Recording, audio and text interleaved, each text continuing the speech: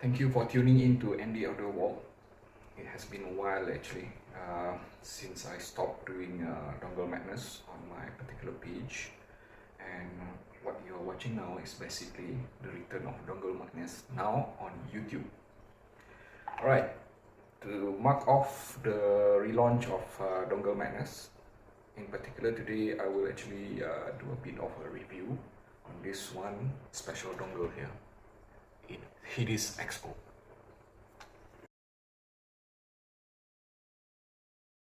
Okay, let's just go ahead.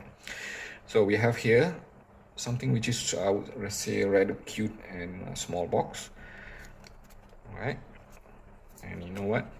I even have my name inscribed here. And this unit was sent directly by Hidizs, and basically they're addressing me using my headphi name. Okay, let's go and check what's inside. There you go, the dongle itself. Let me just pull it out.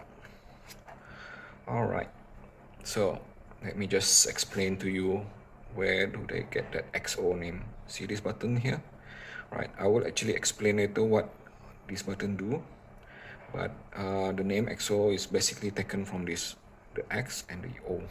Alright, there's no physical volume adjustment.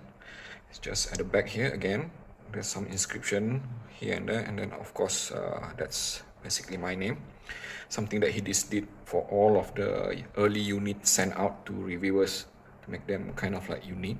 All right, and of course this is a dongle which is using USB Type C, detachable, which is a very good thing. And as per normal Hidizs standard, they always prefer 2.5 mm balance jack rather than the more commonly seen now, which is a 4.4 mm.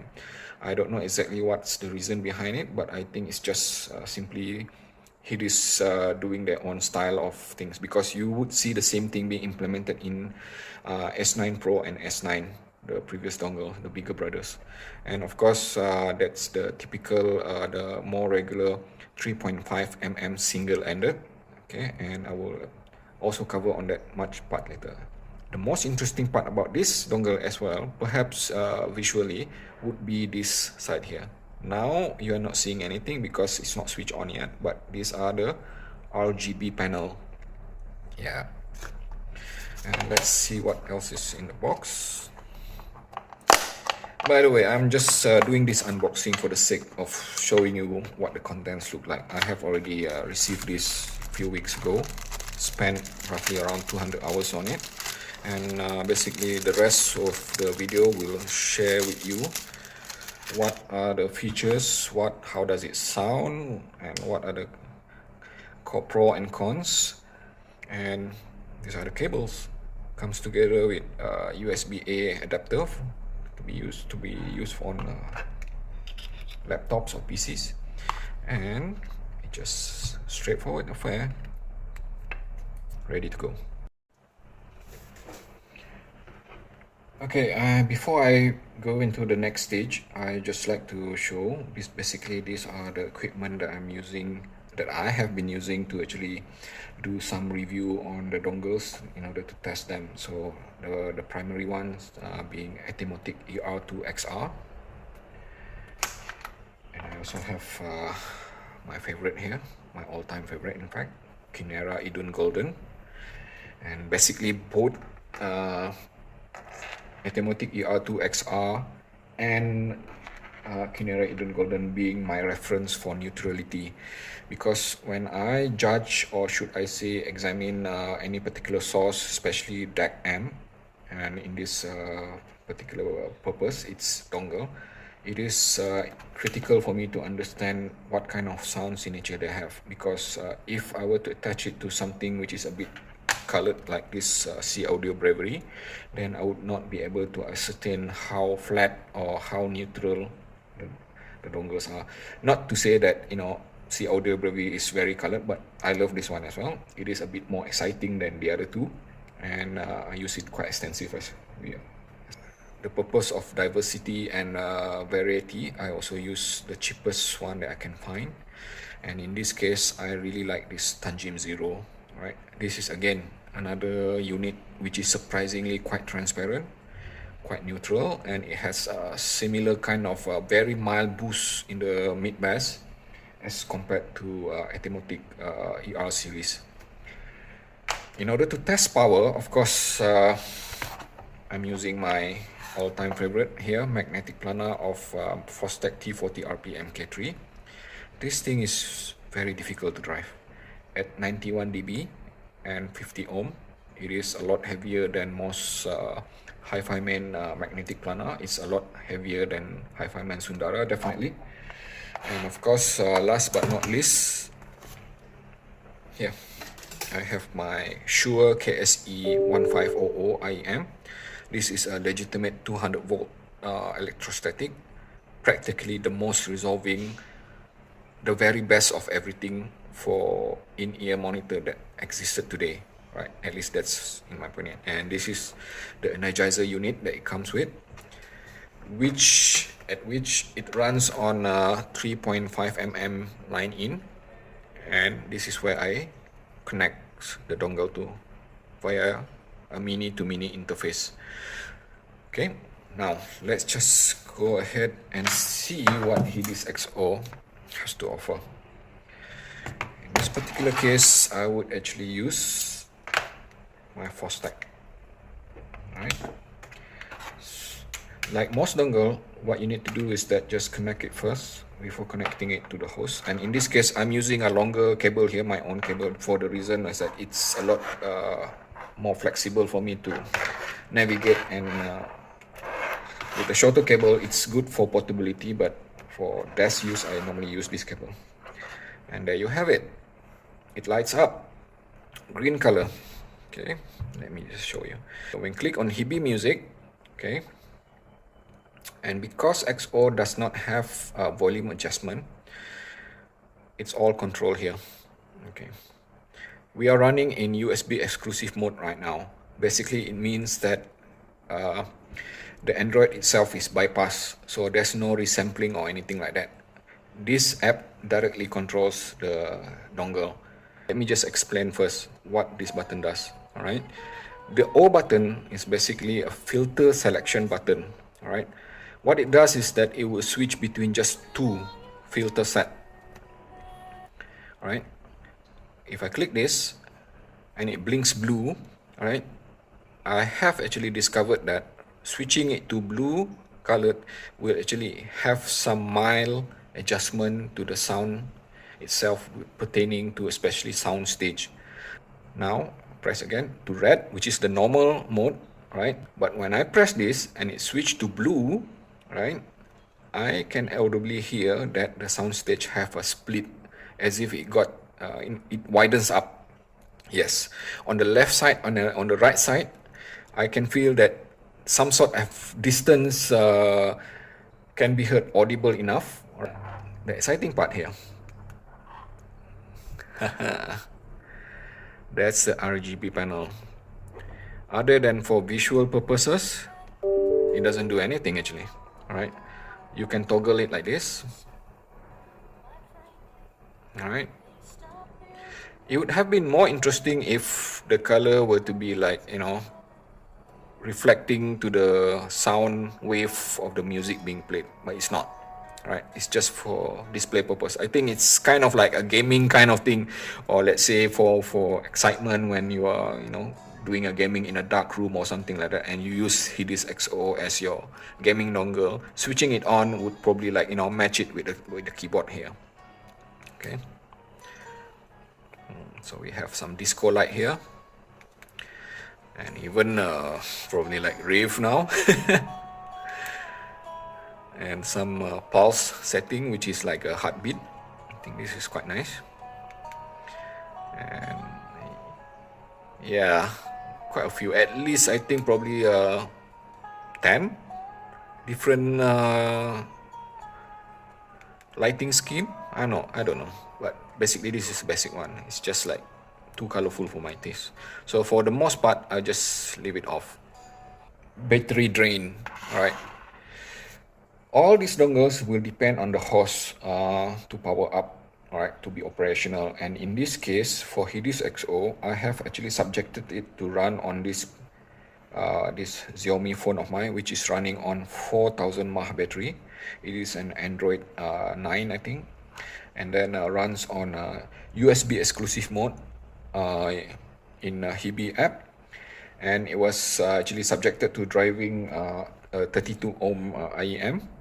XO was able to score a runtime of roughly around 10 to 11 hours on this phone, right? And to me, it sounds actually decent enough for a dongle of this size running that kind of load in USB exclusive mode, because most other dongles will perform similarly, all right? When I touch the dongle itself, I do not sense any kind of excessive heat. There is still heat, right, here and there, especially on the surface here, but it is definitely not something to be worried about. I have had many other dongles which are extremely hot, like this one, my favorite, super hot. Let's just examine a bit more on the balance and single-ended port here. Okay, I would just simply show you, basically, in order to use XO, all right, let me just switch to the song which I typically use to gauge. It's this song, yeah, Diana Crow, or should I use this one? Okay, so when I'm running my T40, right, RPM K3 at the volume of 20, you can hear that, right? That's my listening level. So the volume need to be set at 20 for normal loudness, right? However, switching to single-ended mode, right? Let's see the difference. You see, it's a bit weaker now. In order to match the same listening volume level, I need to crank it up to at least around 24 there. All right, so what it means is that each channel have a measurement of, for single-ended it's 78, and for the balance it's 195 each channel. So if you ask me, that is pretty much quite powerful, because like I say, this 4-stack is super hard to drive, but yet I was able to actually use it properly in Hidizs USB exclusive mode, and also even UAPP, and being able to use it properly. And it's just like pretty much, should I say, at around 75% for single-ended to get a proper volume. And when used in balance mode,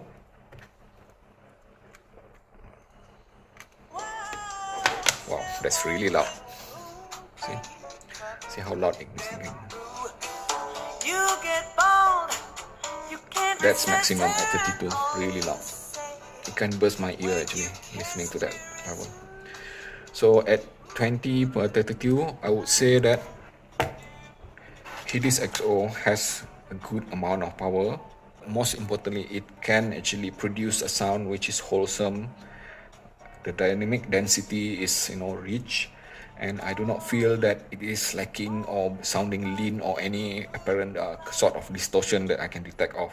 All right. Right.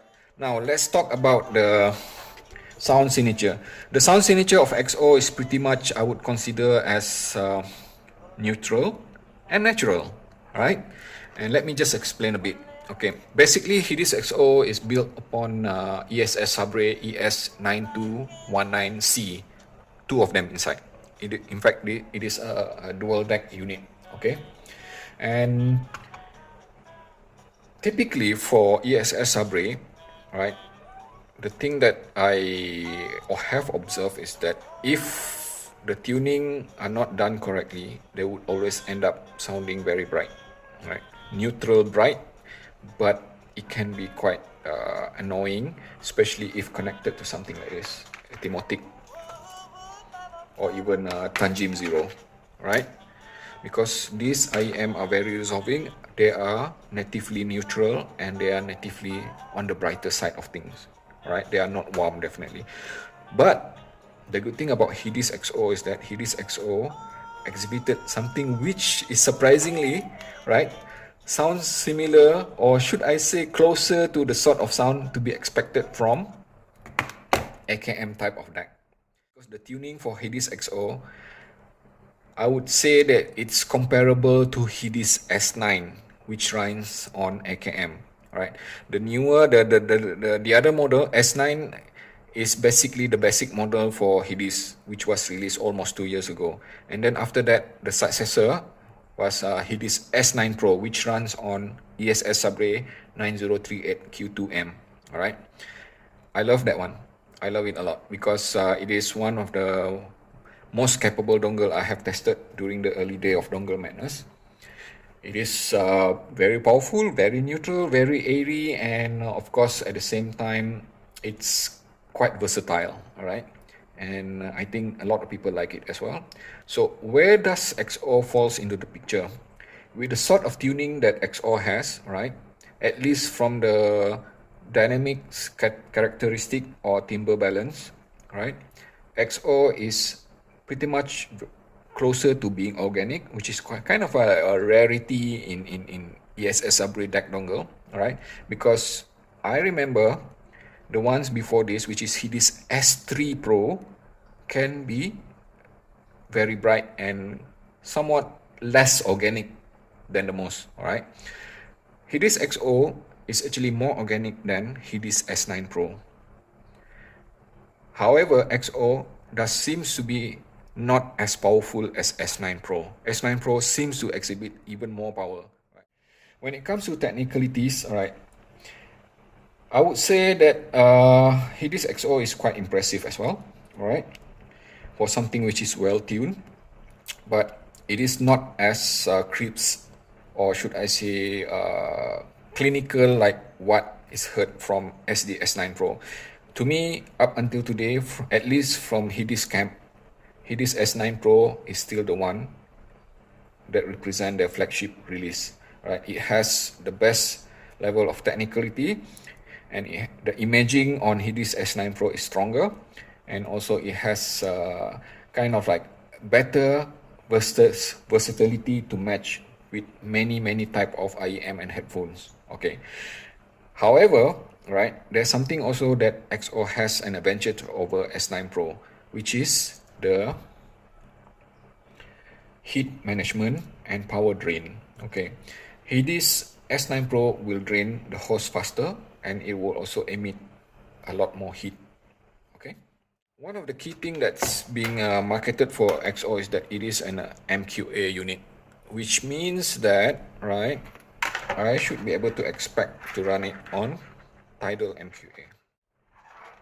Okay. Yep, there you go. Tidal will ask for exclusive access to device. Click OK. Click cancel on this one because we just want to use Tidal. And just go to my favorite album here. Then we click. Alright. See here? The light turns purple. Alright, which means that it's playing MQA correctly.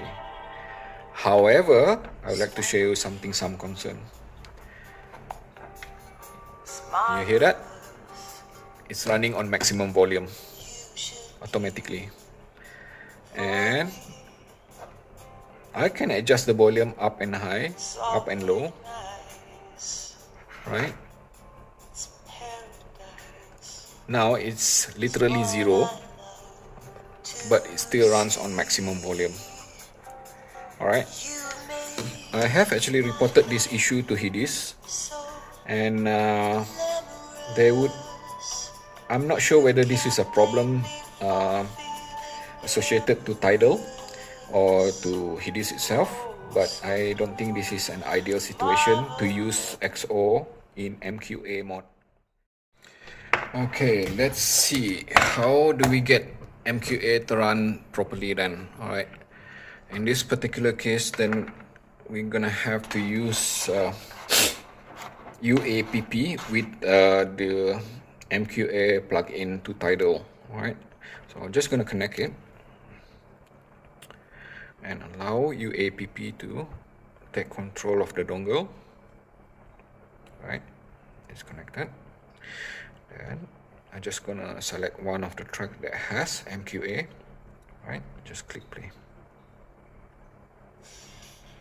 Yep, it's playing properly, and I can adjust the volume properly. See that? It's working fine. So it seems to me that the issue with MQA will be likely isolated to Tidal itself. Alright, and let's just hope that somehow, somewhere along the line, either Hidizs or Tidal would be able to fix it. Otherwise, at this point of time, MQA feature for XO is not usable for Tidal. That's pretty much for sure.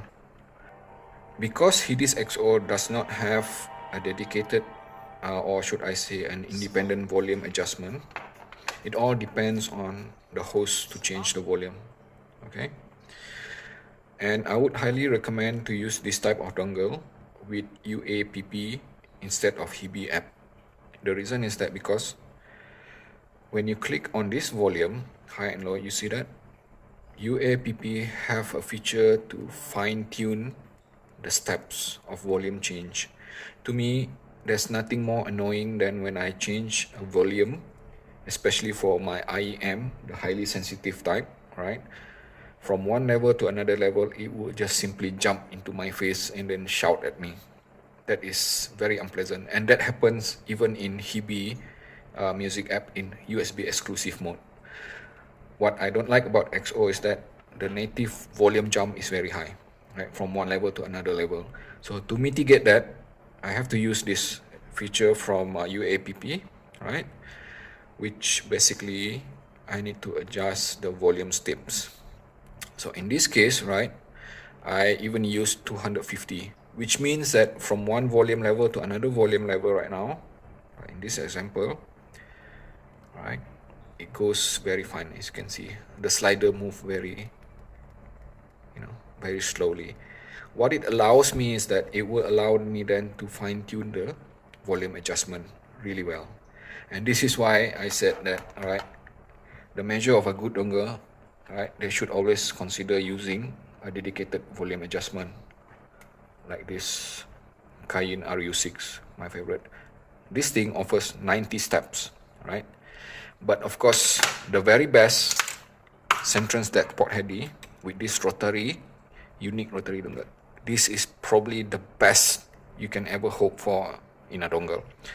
The volume adjustment is just seriously micro level kind of adjustment, which will allow me to actually have the most ideal of volume level for listening, even with the most sensitive of IEM. Right?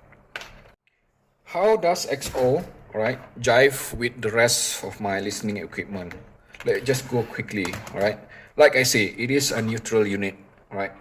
When I connect my XO to this Etimotic, right, the thing that I'm hearing is that something which is quite pleasant actually, yet highly technical, right? I'm hearing proper details, I'm hearing proper, like, staging. In fact, I would say the soundstage of Hidizs XO is in fact better than Hidizs S9 Pro, right? I remember that Hidizs S9 Pro have something which is what I call a typical ESS soundstage, which is tall but narrow. XO does not exhibit that. XO has slightly wider kind of space, right? It's a bit more well defined. As for the imaging itself, I already mentioned earlier that it's probably not as resolving as S9 Pro or some of the higher end model, but it doesn't mean that this thing is sloppy either.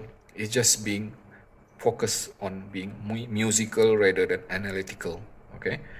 And which means that also it is a lot easier to use XO for casual usage listening for a longer period of session, especially if very resolving IEM are being used. All right. And in this case, I would say that the coverage of sound spectrum is definitely on par with the expectation, especially when running with this guy here, right? Shure KSE. And I'm hearing good amount of details, good amount of, let's say, note width, and basically it sounds pleasant, and yet at the same time amply analytical, even for casual use. All right, or should I say for critical usage. Okay, so to me that is a measure of how an easygoing dongle should behave. All right, it is natural enough, it is organic, it does not emit any kind of a pinna glare or anything like that, which can be quite annoying, especially connected to a highly resolving IEM. All right, so there it is, Hidizs XO. All in all, I would say that this is a very solid sounding unit coming from Hidizs, and definitely among all the dongles that they have released so far, anything from S8 to S9 Pro to S3 Pro, Hidizs XO definitely is the most organic sounding unit, or in more layman's term, people would even say it as a warmer sounding unit. All right, it does not sound like a typical ESS Sabre dongle. It is highly musical, yet technical enough to be, should I say, engaging, and it would even satisfy, especially when paired with highly resolving IEM, to balance things out. All right, because for example, remember I have some of the most resolving IEM here, something like Automotive or even Shure KSE or even that Tanjim Zero, right? But those IEM will sound a lot better when paired with something which is naturally organic. Right, if they were to be paired with something like highly technical, like some other ESS based dongle, they can be outright bright and digital sounding, where else when attached to this XO they would sound very natural. I love it. All right, so this is not exactly a jack of all trade. The versatility of XO will depend on the type of the partner being attached to it. So if it's a natively bright sounding partner, right, it will be balanced out. But if it's attached to an IEM which is already warm sounding, perhaps it can get a bit fuzzy. So it depends.